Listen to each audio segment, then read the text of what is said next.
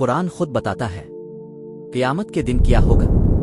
سورۃ النفطار آیت 19 کہ قیامت کے دن کوئی جان کسی جان کے لیے کچھ بھی اختیار نہیں رکھے گی، حکم صرف اللہ کا ہوگا۔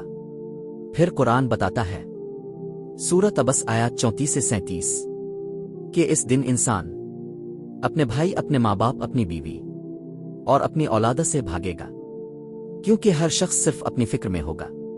اور آخر میں قرآن خبردار کرتا ہے سورۃ الزلزال آیات 7 اور 8 کہ جس نے ذرہ برابر نیکی کی وہ بھی دیکھ لے گا، اور جس نے ذرہ برابر برائی کی وہ بھی۔ یہ ہے قیامت، جہاں نہ رشتے کام آئیں گے نہ بہانے، بس تو اور تیرا عمل۔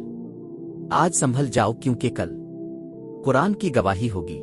اے اللہ، ہمیں قیامت کے دن کی سختی سے اپنی پناہ میں رکھنا اور قیامت کا دن ہماری لیے آسان فرمانا، آمین۔